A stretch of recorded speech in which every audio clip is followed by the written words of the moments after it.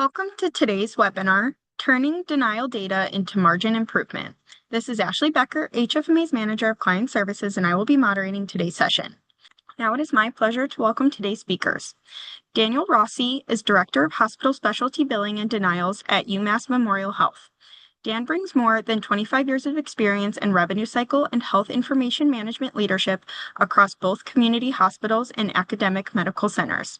His extensive operational expertise, combined with a collaborative approach to aligning financial, administrative, and clinical stakeholders, has driven successful initiatives focused on identifying root causes and implementing sustainable solutions to reduce preventable denials across healthcare organizations. Christy Pahanich is Assistant Vice President of Process Improvement, Training, and Quality at RWJBarnabas Health. Christy serves in this role across 14 hospitals and hundreds of physician clinic locations after spending 27 years at Geisinger Health System as Associate VP of Professional Operations.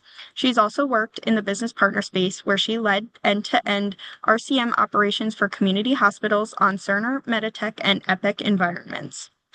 Lori Jeffries is a retiree from Duke University Health System, where she served as Director of Payer Relations, Customer Service, and Self-Pay.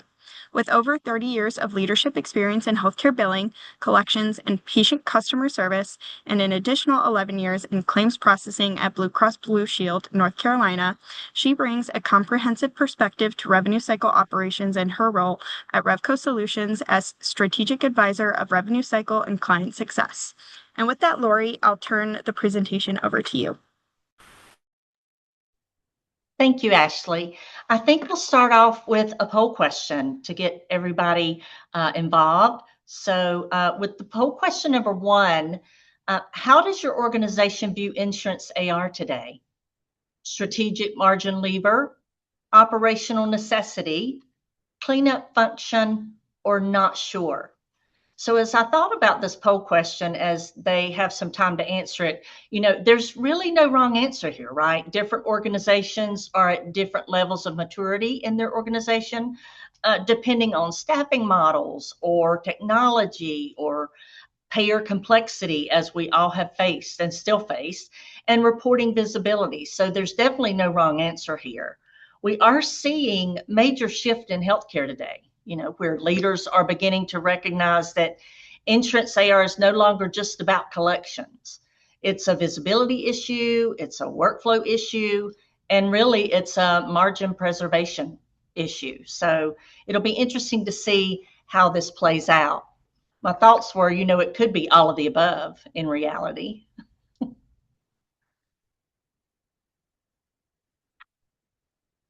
So operational necessity, that's not shocking, I don't think, to any of us that work in revenue cycle.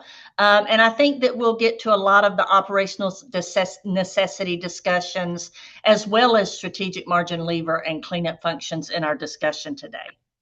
So I'm going to start out the discussion. Christy, I'll start with you. Many organizations, they still treat insurance AR as a back-end cleanup function. What's the mindset shift required to reposition it as a margin improvement lever? And how do you communicate this beyond the denials teams so that you earn that interdepartmental cooperation?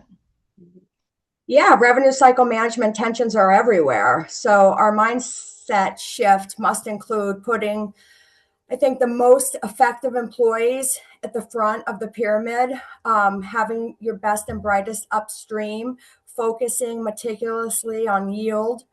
As organizations continue to grow and we see, more and more acquisitions occurring, large organizations are growing larger and operational efficiency is key. So labor spend needs to stay flat despite growth. And that can only be done by embracing automation, embracing that fix-it mindset.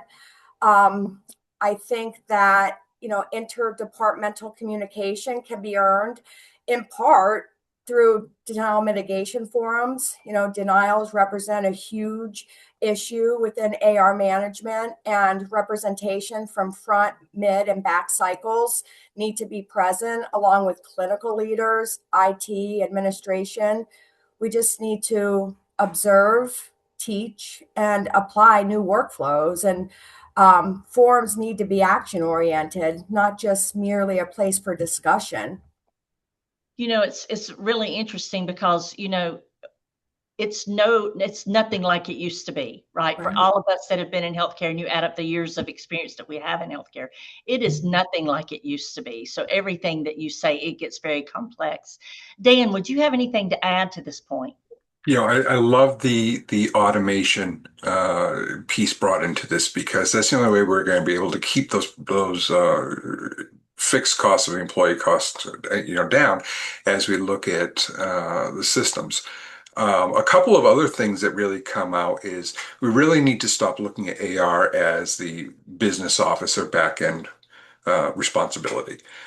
It reflects performance across the entire revenue cycle, from registration, authorization, coding, all the way through to the clinical operations, before it even comes back down to the back end business office. Those denials that come in are often generated by front end process, whether it be gaps in process, failures in process, or having, as Christy said, some challenges with staffing, not having the best and brightest up front, and working to the highest level that they can be. Those types of shifts in looking at how the organization can improve upon those front end processes will ultimately lead to success down the road in the revenue cycle. Yeah. We can no longer look at things in a siloed mentality, right? We used to all be, you could be successful in silos before, but that's just unheard of in today's culture of healthcare and revenue cycle performance to be successful for sure. So I'd like to jump into poll number 2, because I think that's going to lead us well into the further discussion. Poll number 2 talks about how frequently does your organization formally review denial trends? Are you reviewing these trends weekly or monthly, quarterly, only when the issues escalate, or no formal review process exists? One trend I think that we're seeing as people take the time to answer this poll is across the industry is that denial reporting has become very data rich. We're not in short of denial reporting, but it's not always insight rich. You might have denial reporting, but what insight are you getting from that denial report? And of course, we have dashboards that are available, and a plethora of dashboards. You still can be struggling with turning that into operational trends in operational decisions for sure. So it'll be interesting to see how this poll question plays itself out.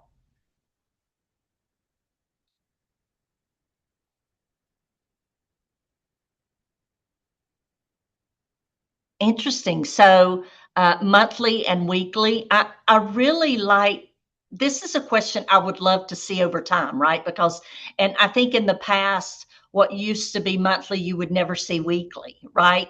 But I believe that weekly is going to start to show a larger increase because you can't stop looking at it. I mean, you really want to know when something is really hitting you hard. And I think that weekly is going to start to raise and be a shift over time for sure, if it hasn't already. So Dan, I'll start with you on this next question. There is no shortage of dashboard reports, as I mentioned earlier, even out of the box from systems like Epic or other systems. What are the reports and or KPIs that you rely on to drive action? You're right. There is a tremendous amount of data out there, and to be able to sift through that to get actionable items out of it can be a challenge. I wish I only had to look at them monthly, as that was the case, 20 years ago. You get a monthly report. Even weekly is difficult to really pull actionable items out of. We empower actually our front end staff on a lot of our teams. Full disclosure, we're on Epic.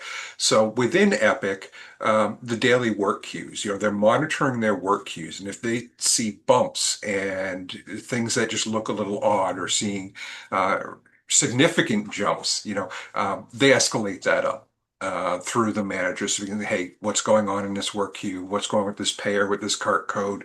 Are we seeing, is it a payer issue? Is it a system issue, or do we have a bigger denial problem going on?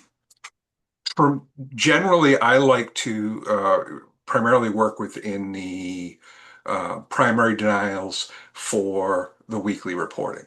I like to drill down into my discharge departments, looking by payer, by cart codes, trying to get a feel for where are we seeing week over week changes. Within that, you get to see a clearer picture of what's going on. One of the important things that I like to have focus on is not just the dollars denied, the actual count of those number of accounts that are denied. As we all know, one or two high dollar accounts can swing something on the dollar report substantially. So looking at the numbers tend to be a little more accurate representation of what's going on. Dashboards, always great to look at the work queue scoring dashboards. We always like to look at our payer scorecards. Are we seeing things in the payer scorecard that are jumping up? Our pulse dashboards. Those are good indicators. But then also being able to jump down into the slicer dicer data. And with the reports, we do a lot with slicer dicer, but also having reports generated out in Excel that are distributed to groups weekly, daily in some cases. And we have weekly denials by owning area that will go out to several folks. So they review, monitor those, and there's some accountability that we'll talk about a little bit further down with some of the other topics for ownership and feedback. Yeah, I love that you talk about the differences in all of those dashboards and what it means to you.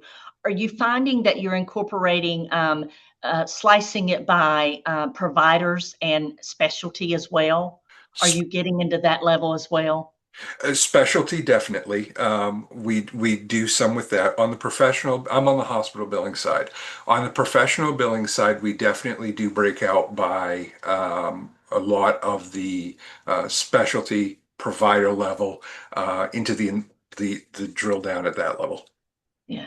Yeah, there's so many ways you can look at the data.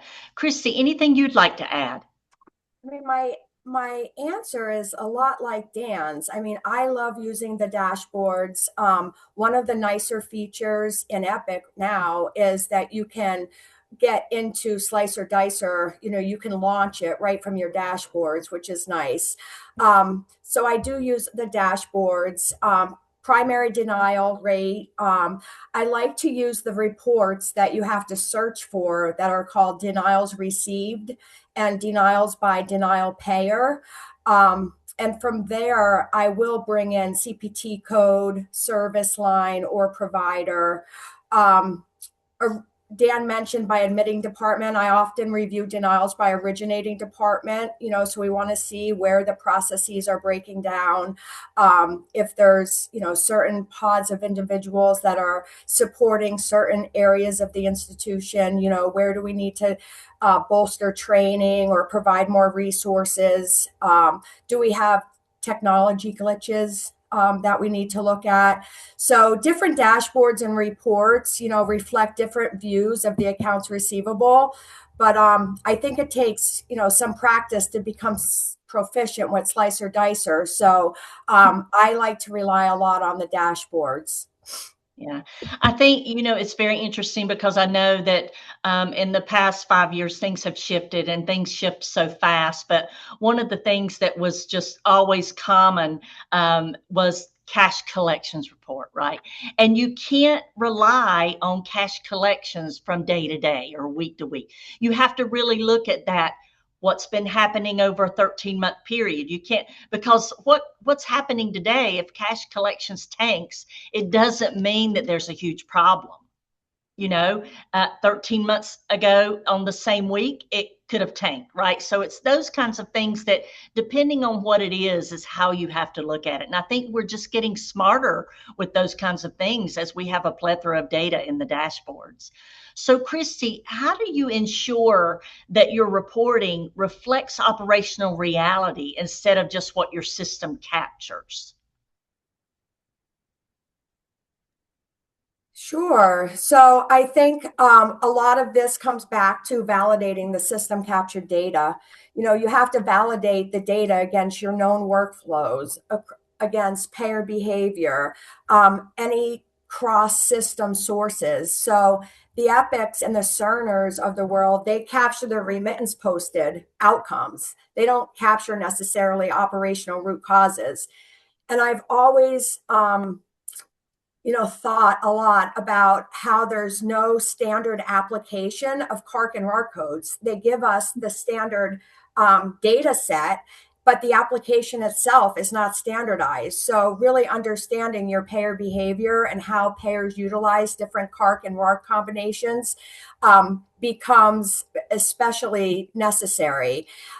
So I think data can be used directionally, but conversations with those closest to the work, it cannot be replaced.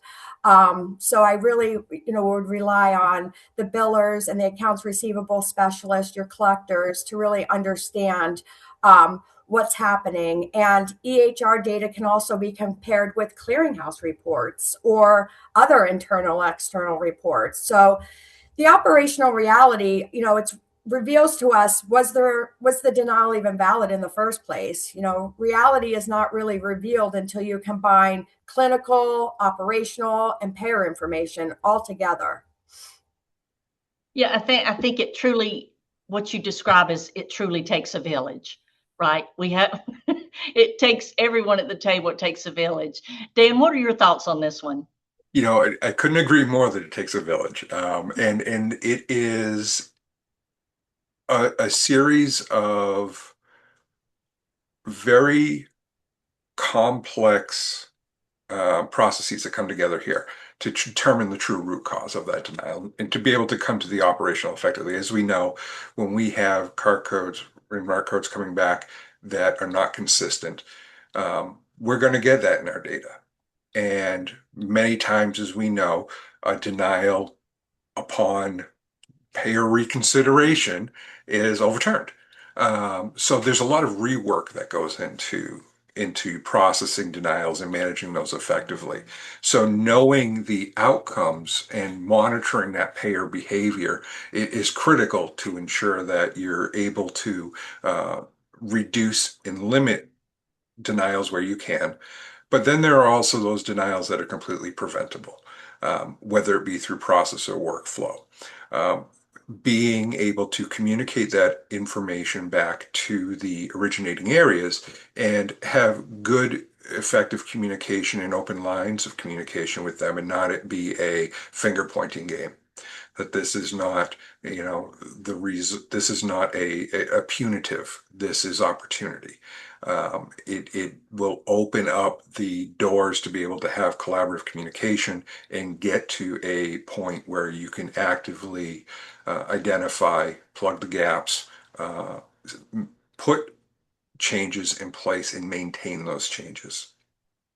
Yeah, I totally agree. I mean, without transparency, you're not going to get at any of this. And I think transparency is so key to everything that we do now in analytics. And I think, we've talked about this before, is that analysis is not just from analysts anymore. You're seeing analysis having to be done across all levels, right? And everyone that are in those levels, whereas maybe a manager or a supervisor in the past, or even a director or higher than that, they never really had to analyze data in the past, right? They managed processes before, but now everyone has to be experts in analyzing data, right? All of us have to have that voice. Yeah, and that really becomes important, because if you don't have the right people involved in reviewing that data, what you or I interpret it to mean is very different than what a frontline staff person may interpret it to mean. Absolutely. That's very, very good point. Thank you for that. So let's step into polling question number 3. How confident are you in your ability to identify the true root causes of denials? Very confident, somewhat confident, not very confident, or not at all confident. So I feel like most are good at identifying what denial occurred, right? I think most healthcare facilities are really good at what was the denial that occurred. But the bigger challenge has been, why did it occur? Where does the ownership truly lie? And is it a one-off or is it a trend? Right? That's where the bigger picture comes into play. So I love this question, and I can't wait to see how the audience responds to this one.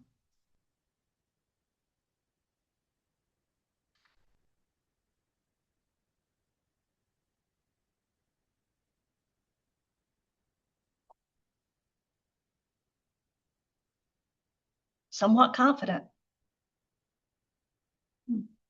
I think we're going to get, we're getting smarter, right? The systems are getting smarter.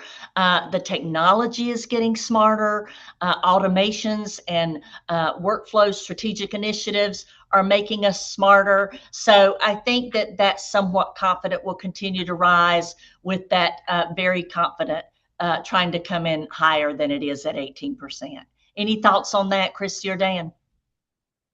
No, I think you need to drill down into that data. And that's why a lot of us aren't as confident as we, think we should be, with given the experience we have. The card codes themselves can just be so generic.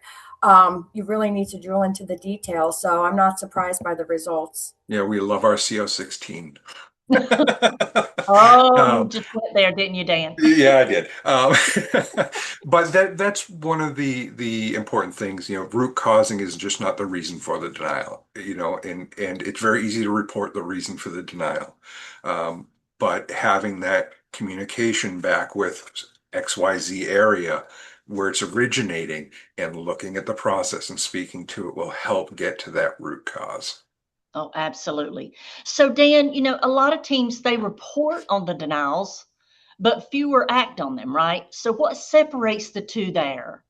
Can you share an example where identifying a root cause led to a meaningful operational change? Yeah, absolutely. And I'm a car guy, so I like to use analogies back to cars, right? So reporting, it's a temperature gauge, right? If you think about the temperature gauge in your car, it starts rising when something's going outside its normal operating range. What does it do? It alerts you, it reports, right? So it gives you the indicators in the red, a beep, a blip, so you have time to take action before it starts overheating and spitting fluids everywhere and you have a catastrophic, costly failure. I see it kind of like that. We have to use the reporting as a gauge. That's going to help us really hone in on those areas where we're seeing those trends, where we have the warning signs, the indicators that something is amiss or outside of the norm. Then you can act on those. Acting on it by, again, collaborating with the stakeholders in those individual areas, or with an entire team, it may be. We see denials, we're looking at not only the technical denials we see, but you've got medical necessity, you've got coding, you've got, a wide range of authorization, and then the CO16 mysteries. So we see all of these things, but keeping and each area has their own responsibilities. So being able to work effectively, even within your own revenue cycle division, whether it be prior authorization, revenue integrity, charge master, CDM teams, are going to be critical. One of the great examples that we had as an institution here at UMass was we were seeing a specific set of denials increasing for auth in a clinic, an orthopedic clinic area. We identified the clinic was responsible for obtaining their own auths, not the prior auth team, in a centralized process. When we started having meetings with them, we discovered they had different workflows. They had not only some different workflows, but there was issues identified with the process in the clinical area, as well as the clerical area, as well as the provider. If a procedure changed, there wasn't notification, so they could go get the prior retro auth or update the auth. There were workflow problems and causing delays in even obtaining the authorizations. So we got together, identified it. The prior auth team took the lead on it. Worked with the clinic auth team to identify all those gaps, assigned ownership. Where are our goals? Where do we need to be? And they met weekly, monitored it, reported back out monthly through an operations team that we have. And we're able to reduce that we were honed into where the significant issue was with one of the procedure rooms at one of the sites.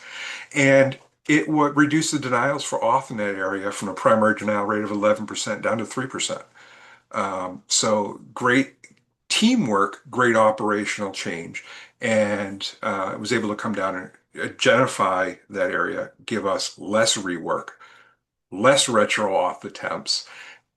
And as a result, that auth team was able to become more efficient and stay on top of those because they weren't doing rework. They were able to more timely get to the pending authorization.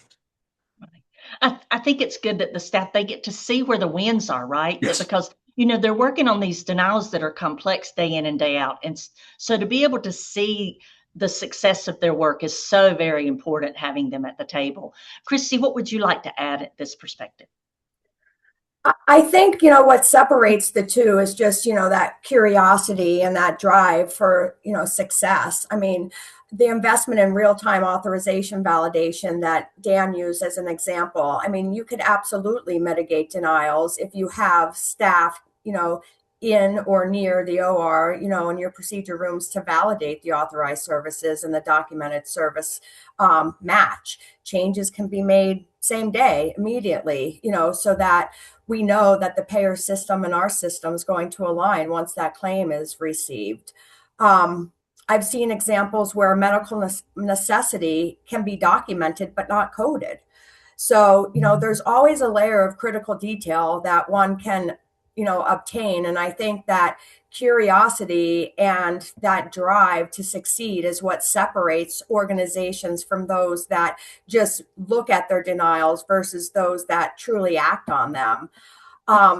At RWJBarnabas Health, there are process optimization staff that work right alongside quality and training and review KPI data. They're auditing our patient accounting staff. They're auditing our patient access staff. And, they create in-services, which are simply email lessons. They create newsletter content to socialize trends, root causes, mitigation strategies. So I think, Dan talked about the importance of communication. You have to share the lessons that you learn from account reviews, and quality assurance exercises, are done via content development in our training division, but the audits themselves reveal the issue. The content describes the issue in real world application to fix issues.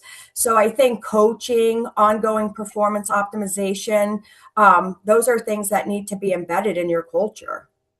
Yeah, and just one thing to add to that, it's interesting you mentioned the medical necessity being documented but not always coded.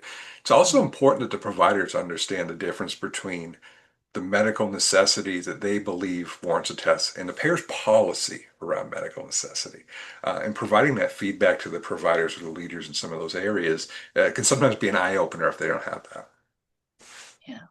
I think it's very interesting, and I love the concept there, Chrissy, that you mentioned around the quality alignment and how you have those two departments communicating with each other, because at the end of the day, we know the patient is directly impacted here, right? And our goal is always to be in support of the patient experience and a success from that perspective. So I love that concept that you mentioned as well. And I think that, a lot of healthcare facilities are getting into what they call, when you talked about the authorization stand, they're getting into what we call rounding every morning, or huddles, daily huddles, right? To talk about what mistakes or what challenges did we see in an authorization standpoint just yesterday. and what difference can we make in that? So we're starting to see all of those daily communications happening up front, whereas a lot of times, this accounts receivable was looked at as a back-end experience, as we all know, for those of us that have been in it for many years. So you can see that buy-in is happening across all the departments throughout the revenue cycle in healthcare. So that's great to see. And it's a necessity in the challenging times we're facing right now, especially in going into the next question. How do you distinguish, and I think, we can start with Dan here. How do you distinguish between payer-driven issues and internal workflow breakdowns in the data? Really, by looking at the data and digging into the data. That's why I like the daily look into the work queues, because we'll see if something's coming up, whether it be a technical or payer issue. If we start to identify payer issues, we have escalation processes where we, of course, will go out to the payer reps, notify them, hey, we're seeing this type of behavior. Is this something that's an issue on your end, or is it, what's going on with it? We also have spreadsheets where we escalate to our managed care department for our monthly JOC meetings. So if we see trended issues, we get that information out there in front of the payers. So when we have our monthly payer meetings, one, we've opened the tickets, we've notified the payer reps, but we're also keeping it in managed care's forefront, right in front of them, so that they have the ability to follow up and hold those payers accountable. If something's not moving forward, we're not getting responses, it can get escalated up the chain. If it is something that's technical issue related on internal workflows, that's something that we take back to those teams, whether it be on a different portion of the revenue cycle, or if it's back to the clinical areas, and we'll have discussions with them and work through and try to get to the root of what may be causing it. Christy, what would you like to add? Dan said it in his first statement. It goes back to the detailed analysis. You need to really critically examine this data. It's easy to blame the payer. But provider organizations need to take a look at issues through a payer lens, really critically examine their own workflows, their own practices, and what can you do differently? What's in your control? Rather than looking at it specifically as a payer issue. But systems don't capture the payer intent, and they don't always capture, payer policy changes. So I do think monthly payer meetings are best practices, and you benefit from having a payer partnership mentality. And I've seen very well-run joint operating committee meetings immediately impact denial volume.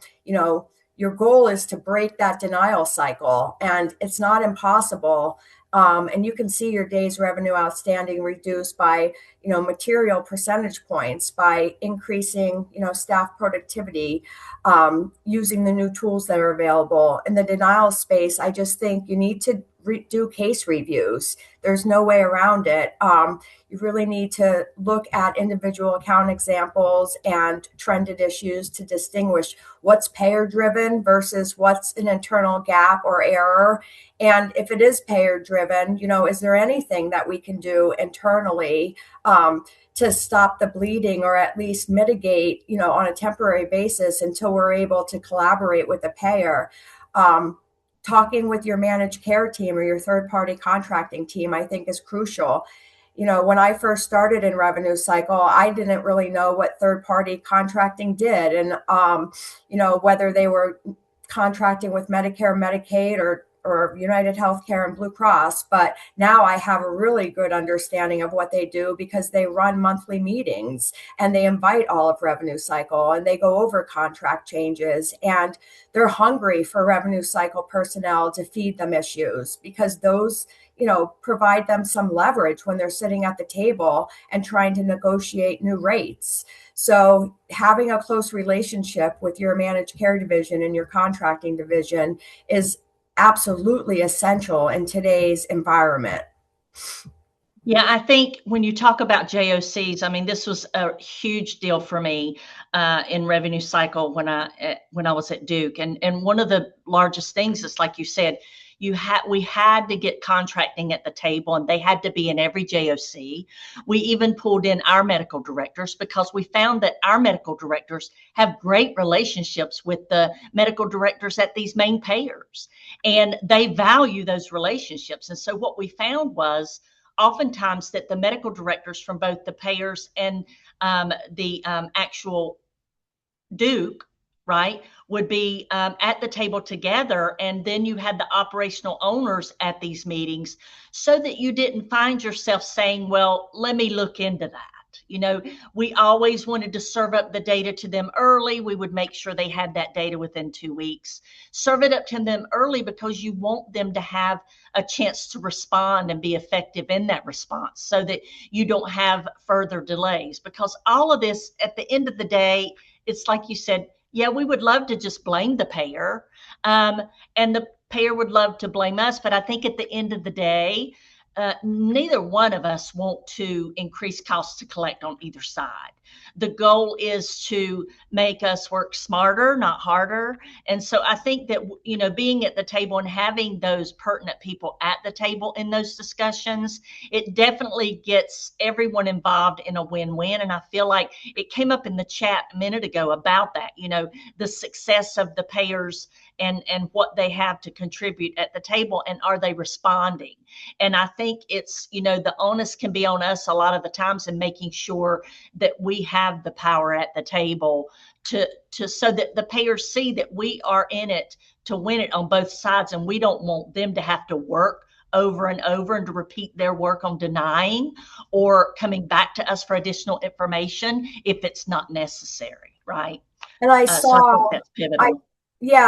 Lori, I did see, you know, there are people in the audience who they find their payers do not want to collaborate on issues. I think that tells you that the wrong people are at the table.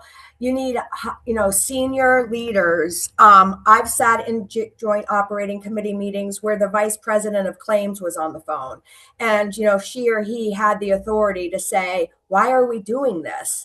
Whereas your provider relations representative is, you know, could be working from hearsay or from a script or from old information.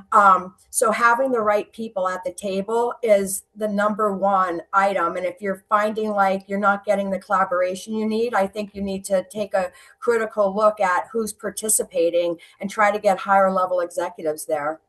Yeah, I couldn't agree more. Dan, I know you want to chime in here to those comments, right? So what do you have to add to that? I'm just going to say exactly. Getting the right people on those JLC calls is critical. I've worked in organizations where we'll get back to you, we'll find out people are unprepared, even from the hospital side presenting, or they'll bring things last minute. You have to come prepared. You have to come with your facts. You have to know the payer's policy if you're going to butt heads with them. Ideally, it should be a collaborative working relationship. And I think there are payers that are, and there are payers that are not. And those payers that are not, and it's difficult to come to the table, that's really where the higher level managed care and contracting have to get involved. Agree. I totally agree. That escalation process, Yes. having a formal escalation process is imperative. And So make sure not to inundate the calls with smaller, non-trended denials. Oh, absolutely. Make sure that there's value being brought to those calls. That's such valuable input. Thank you for that, Dan. So let's jump into poll question number 4. How effectively does your organization translate denial trends into operational change? Very effectively. We have clear ownership and measurable outcomes. Somewhat effectively, actions are taken, but they're inconsistent. Not very effectively, insights are identified, but rarely acted upon. Or not at all effectively, we are mostly reporting with little operational impact. So I think, you know, with poll question number 4, the biggest challenge in healthcare to me is that revenue cycle today is producing more denial data than ever before, right? It's translating that data into operational change is still incredibly difficult at times, right? And one of the biggest shifts happening today as well is moving from reactive denial recovery to proactive denial avoidance, right? What are your thoughts? How do you think that's going to come back? Depends where you sit in the organization. Absolutely. Somewhat effectively might be the winner if I had a Yeah. Yeah, silver there you go. here. Not surprising at all. Yes, indeed. Not surprising at all on that one. So, Christy, once you've identified a root cause to take action on, how do you ensure that insight actually translates into change across the departments? It really, I think, goes back to culture. You know, hospitals do not fail because we have a lack of data. We fail because the culture doesn't demand action. Oh, wow. You know, Yeah. insights cannot die in the dashboard. We really need to become, you know, invested in understanding what we're seeing. I think you can get into some real work when hospitals build structured cross-departmental forums that force action and not just merely discussion.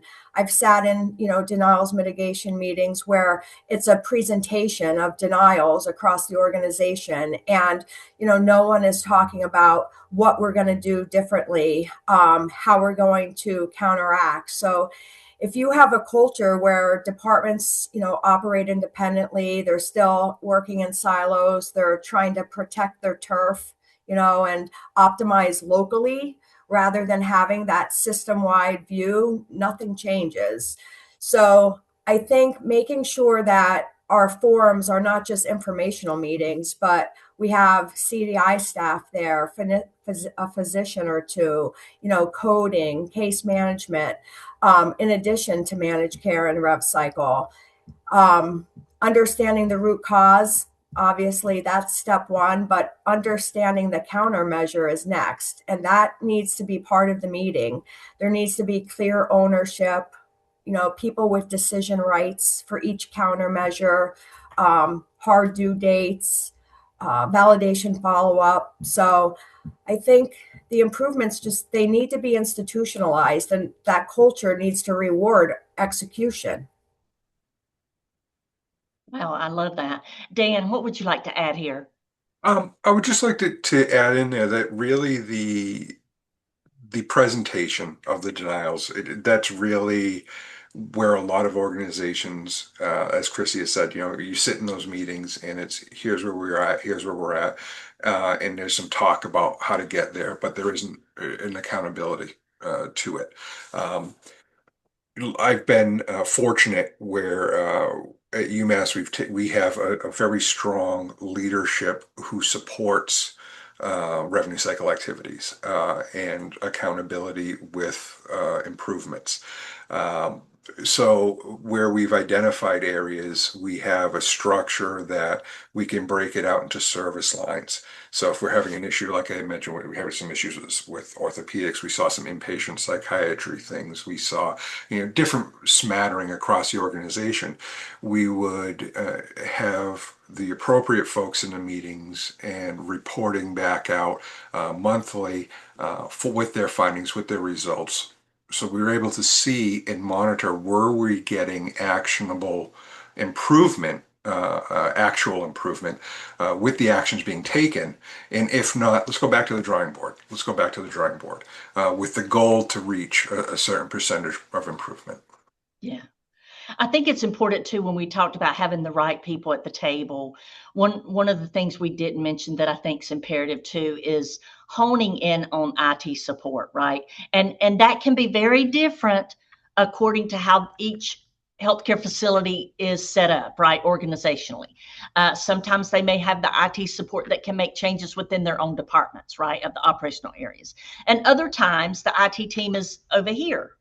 And that's okay if it's over there, as long as you're collaborating with them at the table and that you're prioritizing these strategic initiatives so that you get those denial trends timely resolved and preventable in the future. And I think having them at the table when you need them and helping them to understand what impact it's causing is imperative as well. So Dan, how do you close the loop so that upstream teams like patient access or coding are accountable for preventing the repeat issues? We have a series of monthly meetings and service line meetings where if we've identified something, we're bringing them in.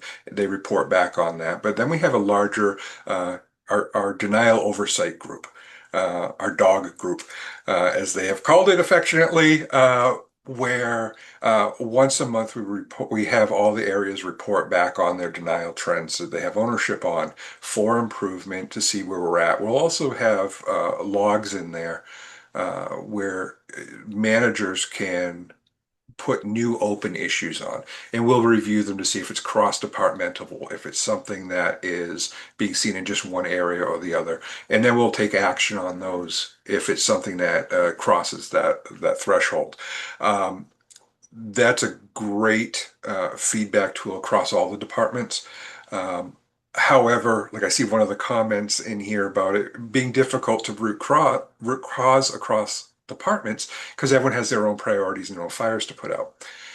That has to come from the ownership. There has to be a very proactive support from senior leadership. There are things where we have small departments. A great example, I have one I'm working with now. They have 6 denials on one small thing. And I reached out to him and said, it's a little bit of a trend here. It was like top priority. Let's get it. Let's own it. Let's move forward with correcting it. And it was easily correctable to them. They just need to know about it. But they have the mentality of ownership and the support of their senior leaders as well. And that's critical. That's great input. Christy, what about you? I mean, one of the things that we're trying to do is do skill development in areas outside the, here's how you register Blue Cross Blue Shield. Here's how you submit an appeal to Cigna. We have job aids and process maps on all of that, but we're also working with our staff on skill development like critical thinking, data analysis, accountability, problem solving. So, they call it a cycle for a reason. And no department succeeds alone in revenue cycle. There's major cross-departmental dependencies. So personal ownership impacts outcomes. And, we just need to move up the levels of accountability towards not only acknowledgement, but solutions and ownership. So I think, working on skill development is one of the ways that you can help your patient access and your coding team and the other upstream teams by providing that level of training. And that's something that not all organizations do yet, but think outside the box. What other kind of skill development or training can you provide, coaching can you provide that, would help with some of these issues? Absolutely. Dan, did you want to add something else? I was just going to say skill development is critical from the bottom all the way up. But one thing that's I've found very helpful over the years is language. The language of our departments is so different. What makes sense and what we're talking about on the denial side or the revenue cycle side may not translate to the clinical side. The clinical side doesn't translate back to the revenue cycle side. Being an interpreter of those services, understanding what each other are actually saying and taking the time to understand that can often pave the way to the solution.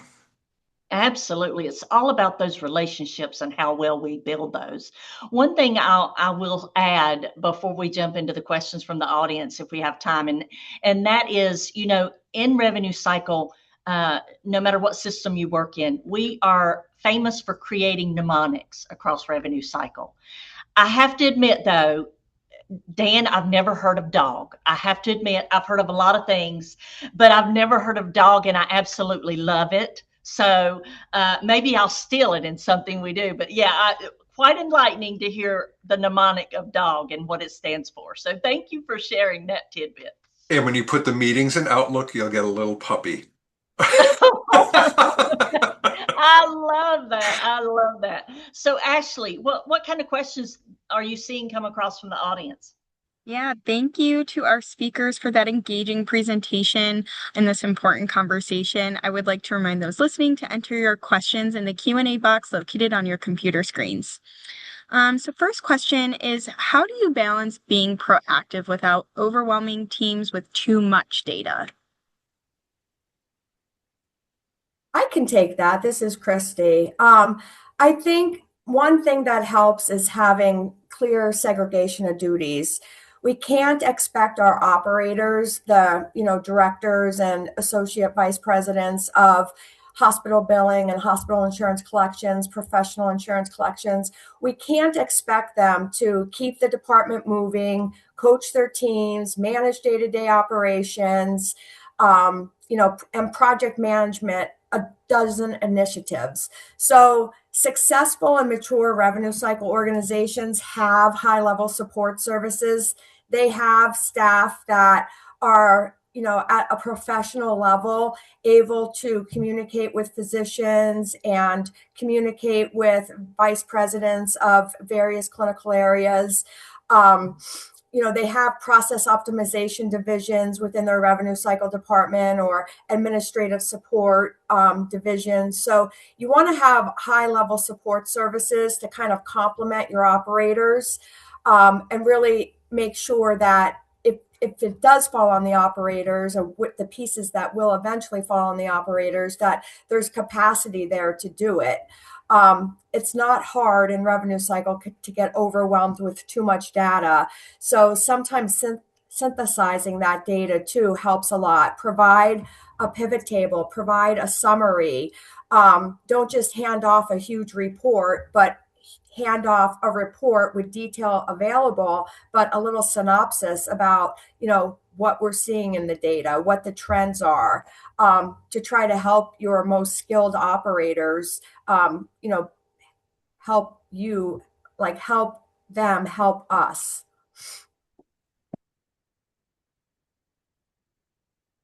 Yeah, I think that's always a tricky task when you have so much volume of data at your fingertips. You have to tailor it to who you're sending it to. I know if I'm sending information related to authorizations, I'm going to drill it down and I'm going to focus that solely uh, on the authorizations specific data. I'm not going to include a full spreadsheet and send it to the world. It's overwhelming. And as you start to really tailor the data to those audiences, and going back to understanding what are they looking for and how does this relate to their day-to-day work, you're going to start to then be able to help them and yourself focus into those root causes and come up with solutions to be effective. Weed out the noise. Great, thank you both. Next question, how far back should organizations look when trending data to make confident decisions? I can start with that. I mean, when we look at trending data, obviously, no less than 3 months.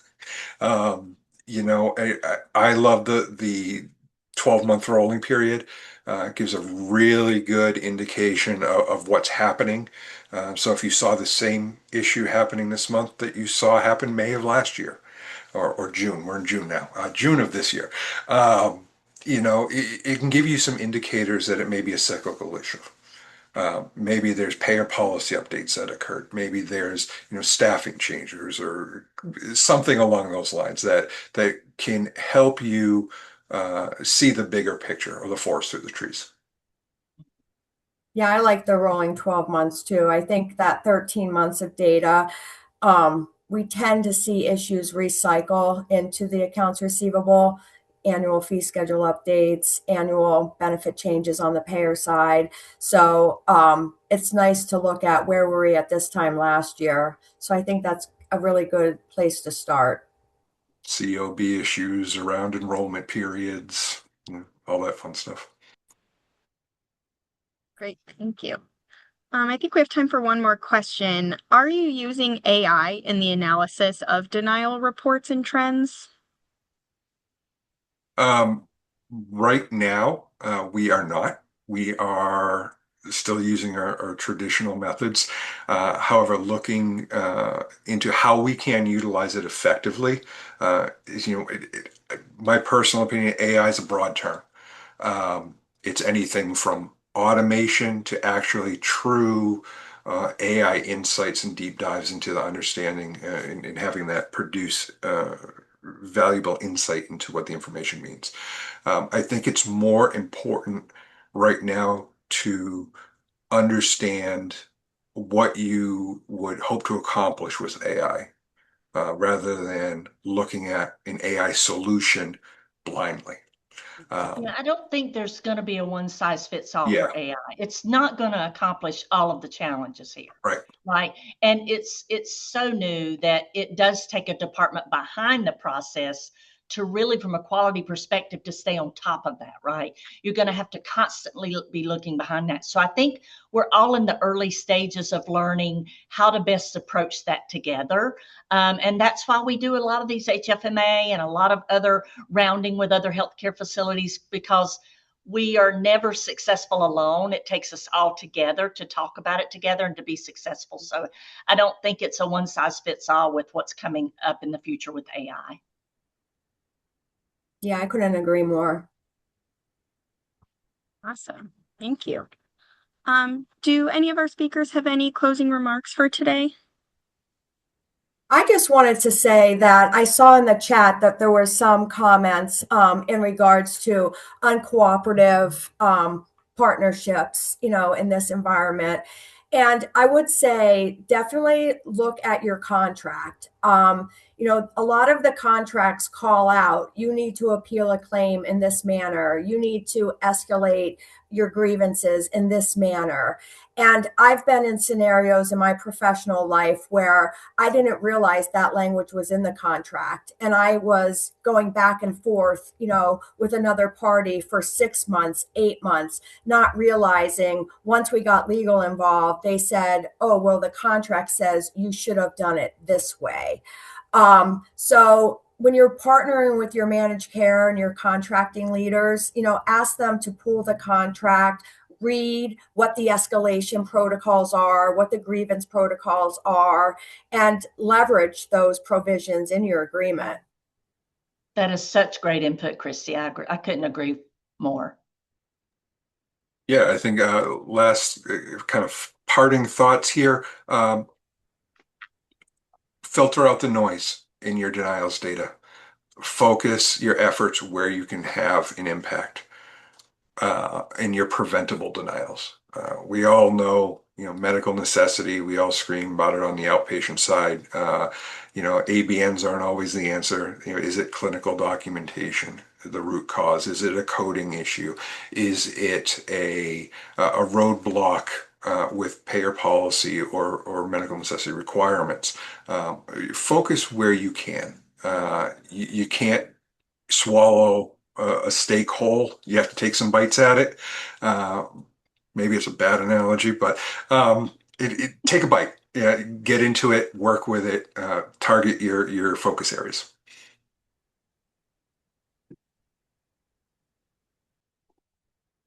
Ashley, I think you're on mute. Thank you.